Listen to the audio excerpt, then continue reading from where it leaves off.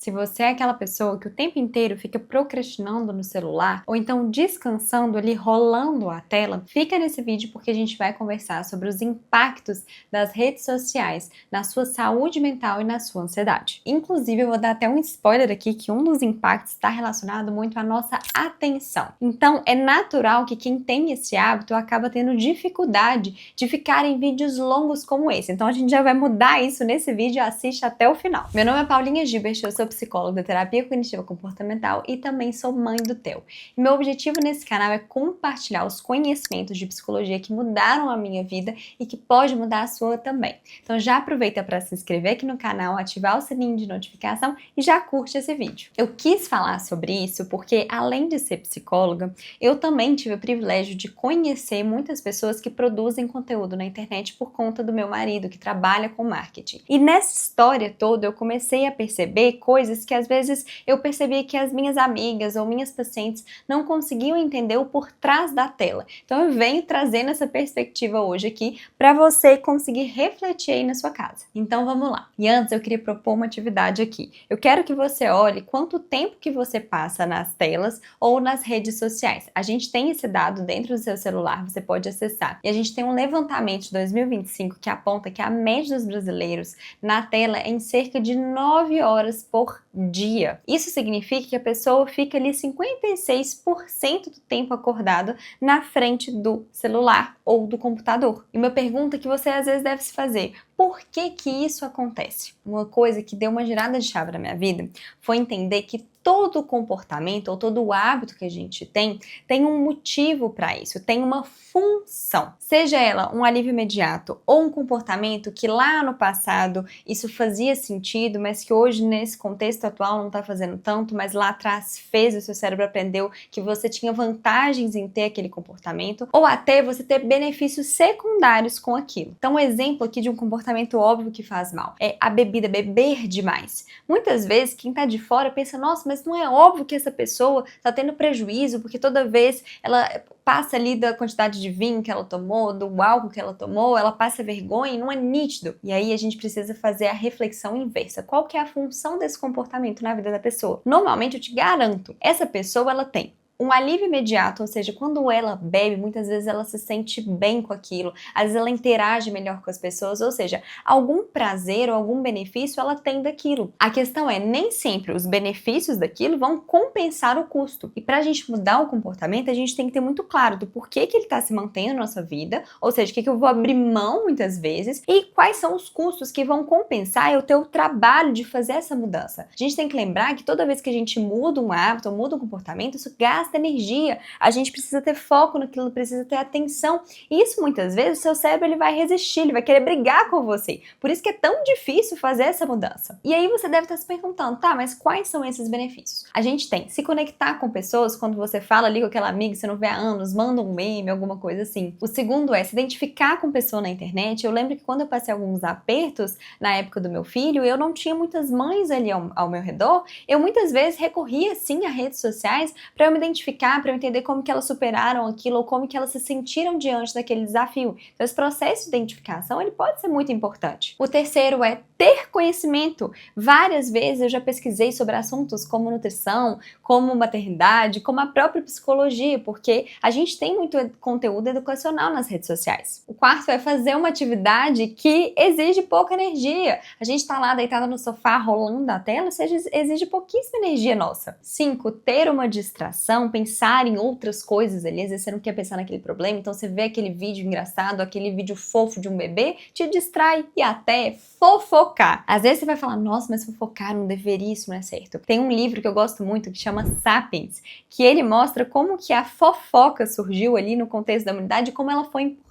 Então você precisa saber que muitas vezes isso de fofocar vai fazer com que você tenha ali mais assunto, mais conexões com outras pessoas. Pode até não ser o tópico ali mais nobre de ser conversado, ou então que vai trazer um conteúdo, mas às vezes você tem assunto, você gera debate, e isso pode valer a pena em determinados contextos. Então agora eu quero que você pare e reflita: quais são os benefícios que eu tenho ao utilizar redes sociais no meu dia a dia? Quais são os momentos que eu paro e recorro a isso? Quando você observar os momentos em que você tem esse comportamento, comportamento, vai ficar muito claro qual que é a função dele naquele contexto. Então, por exemplo, eu mesmo percebo que os contextos que eu mais utilizo nas redes sociais são para me distrair quando eu não quero muito preocupar, quando eu não quero pensar em alguma coisa, ou então para me identificar, às vezes eu tô me sentindo sozinha, ou então eu não quero conversar sobre algo com alguém porque eu acho que a pessoa não vai me entender, e às vezes eu vou lá e recorro, né, a isso, a tentar pegar pessoas que passaram por aquele desafio. Tem sim os seus benefícios, tem suas vantagens, mas agora a gente vai entrar em quais são os custos desse comportamento na sua vida e na minha também. E quando eu falo na minha, eu também fiz essas reflexões aqui para dosar a quantidade de tempo que eu passava nas redes sociais. Eu lembro que teve uma época que eu tava usando muito o Instagram,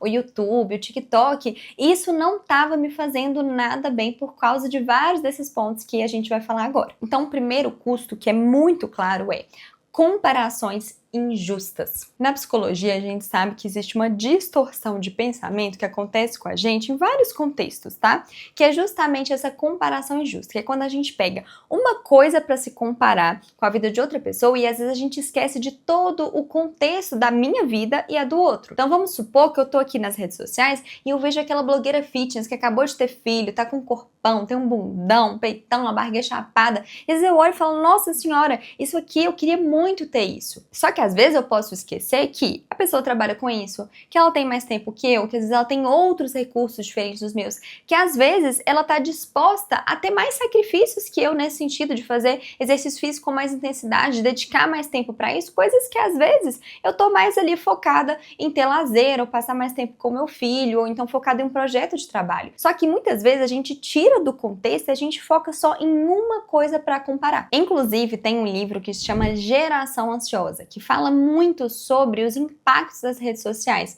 em meninas e meninos. E nesse livro o autor traz como que o impacto dessa comparação, principalmente uma comparação visual, acontece com as meninas. Que muitas vezes elas estão ali diante de pessoas que estão usando filtro, ou então de pessoas que trabalham com isso, e isso faz com que no dia a dia delas elas se comparem com essas pessoas. E esse processo todo aumenta essa distorção de comparação injusta. Por exemplo, até uma menina de 13 anos se comparar com uma mulher de 30 anos, isso existe uma diferença enorme em termos de recurso, de tempo, de inclusive biologia ali do corpo. Um outro ponto que eu já refleti muito foi que o fato de eu ter tido contato com influenciadores, eu consegui perceber que aquilo que eles mostram é uma realidade muito recortada. E por a gente achar que a gente conhece aquela pessoa, a gente não entende que muitas vezes a pessoa ela pode estar mostrando ali os filhos fofinhos, bem criados, mas ela pode estar deixando de falar de outros contextos que ela está passando, de outros sofrimentos também. E às vezes você pode ter a impressão que você é amiga daquela pessoa,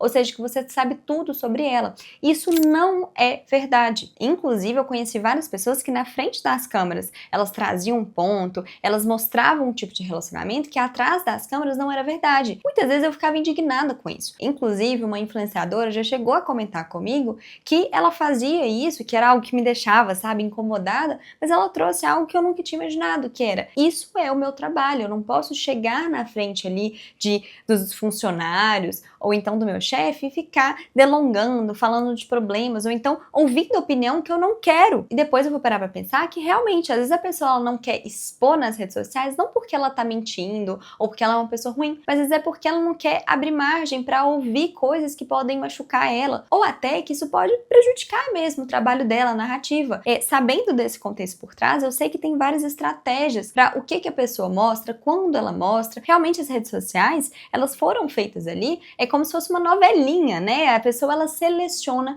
o melhor da vida dela. E mesmo quando ela demonstra alguma vulnerabilidade, normalmente tem também uma estratégia por trás e você precisa saber disso, aceitando, achando certo ou não. E o segundo custo é o prejuízo no sono. A gente sabe que a luz azul atrapalha um hormônio do sono chamado melatonina. Além disso, eu sei que muitas vezes quando você deita ali na cama e fica vendo vídeo ali atrás de vídeo, muitas vezes você perde o horário de dormir e aí na hora que você vai olhar, já passou, sei lá, 1 hora, 2 horas do horário que você tinha planejado. E qual que é o BO disso aqui? Quando você dorme pouco, a sua parte emocional, a gente percebe que ela fica mais sensível. E a gente sabe também na ciência que a sua região mais racional, que a gente vai chamar aqui de córtex pré-frontal, é como se ela ficasse mais enfraquecida. enfraquecida. E essa região, ela é responsável por inibir os seus impulsos, para você planejar mais, para você racionalizar mais. Então pensa aqui comigo. Se essa parte aqui que controla impulso tá mais fraca e essa parte emocional tá mais ativa, tá mais sensível, você tende a usar muito mais rede social, porque quando você vai pegar o celular, aconteceu alguma coisa no seu dia que não foi bacana, você vai pegar o seu celular para se distrair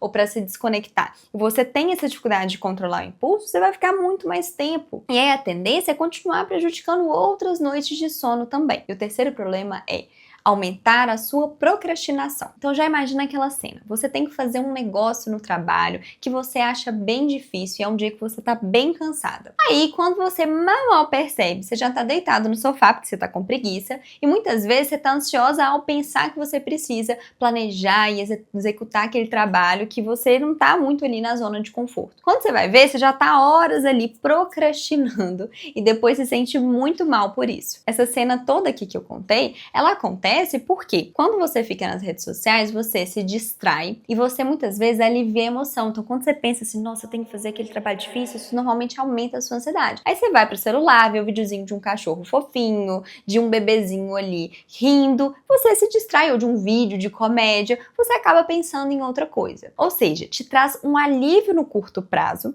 mas a gente sabe aqui que te traz um prejuízo no longo prazo. Por quê? Porque você não executa o que você precisa fazer. Você aumenta essa percepção que você não vai dar conta, que você não vai entregar com a qualidade que você gostaria. E às vezes você inclusive prejudica o seu sono, porque vai entregar isso bem mais tarde, ou então não tem momento de relaxamento porque você postergou ali essa entrega. Então a gente acaba tendo dois problemas aqui, porque além de você não conseguir recarregar sua bateria, porque ficar no celular não faz com que você descanse, como por exemplo você ter uma noite melhor de sono, ou por exemplo você assistir uma série engraçada em que tem início, meio e fim, ou ter uma conversa interessante com alguém. Você fica mais cansada e além disso você registra no seu cérebro assim, toda vez que você tem um trabalho difícil, você fica na rede social e isso é bom na hora. E percebe que tudo que é bom na hora, o seu cérebro ele gosta disso. Já observou que, por exemplo, quando você tá ansiosa, às vezes você come mais doce. Você fala, nossa, mas eu não queria fazer isso, não queria comer mais doce. Lembra que eu falei? Tem uma função.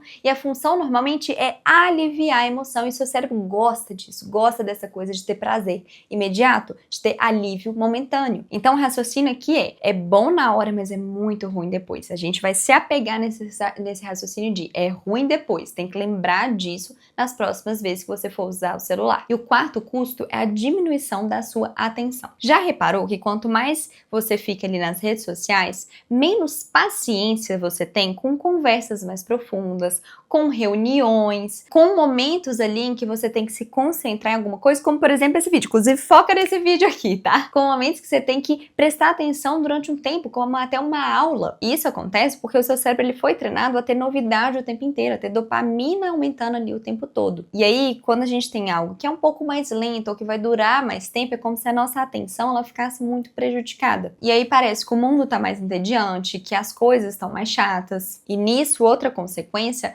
é o quinto custo, que é a gente para de aprender a lidar com o tédio. A habilidade de lidar com o tédio é essencial para a nossa saúde mental e inclusive para até diminuir a nossa ansiedade, para a gente não ficar o tempo inteiro recebendo estímulo. Eu lembro que teve uma vez que eu fui fazer uma viagem ali de 8 horas seguidas e eu detesto mexer no celular com o carro em movimento porque eu sinto tonteira, sabe? E aí eu fiquei, né? Entrei nas primeiras 2 horas, foi horrível, toda hora eu ficava querendo recorrer, né? E aí nisso ficava tonta e era ruim. E aí chegou uma hora que eu falei, deixa eu deixar o celular de lado. E, gente, foi impressionante como me fez bem. Eu comecei a viajar na maionese, comecei ali a pensar em alternativas paralelas na minha vida, coisa que eu fazia muito quando eu era criança. E que, hoje em dia, eu perdi muitas vezes essa habilidade por estar o tempo inteiro usando a tela. Então é como se, assim, um momentinho ali que eu ficasse entediada, uma fila que eu pegasse, ou até, assim, um momento entre atividades no trabalho, eu pegava o celular. Então não tinha esses momentos de pausa que a gente tanto precisa. Além disso, o tédio ajuda a gente a ter mais criatividade e buscar novas soluções. Nessa viagem mesmo, eu tava com alguns problemas de trabalho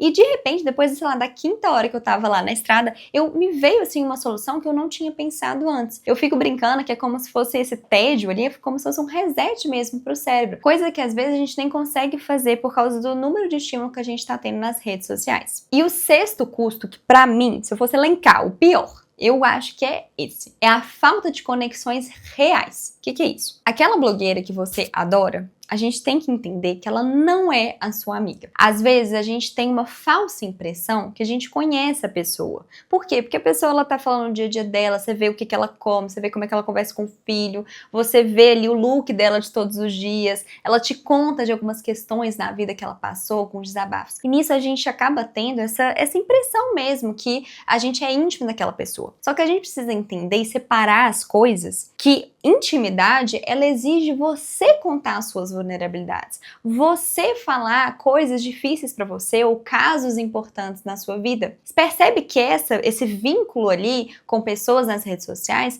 ele é um vínculo muito mais passivo do que ativo. E a gente pode parar para pensar que essa coisa ali de ser mais passivo, de estar recebendo só informação sobre o outro, ela até é mais confortável, porque você não coloca ali as suas vulnerabilidades à tona. Porém, uma das coisas, são um protetivo mesmo de saúde mental, é justamente a gente saber que tem com quem contar no mundo. E se a gente não tem essa conexão de verdade, essa conexão ali olho no olho, ou então a pessoa realmente sabendo ali das suas coisas, da sua vida, você contando, ela sabendo da sua história, a gente não tem com quem contar. Você mesmo assim continua sendo uma pessoa solitária. E outra coisa que eu vejo muito no consultório é que ao ficar muito tempo ali consumindo redes sociais, olhando a vida de outras pessoas, muitas vezes você perde a habilidade de ter uma conversa longa com alguém, de puxar assunto, de perguntar ali o que é importante para a pessoa, o que é importante para você, de ter esse momento mesmo de troca. E esse cenário, ele pode aumentar a chance de uma coisa que está sendo muito comum no consultório,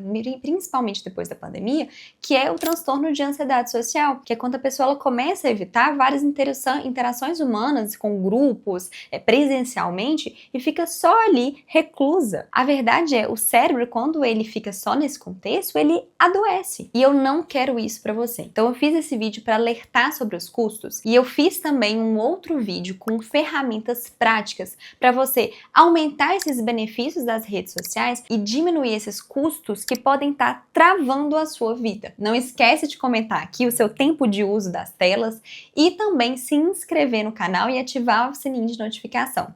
Um beijo, até o próximo!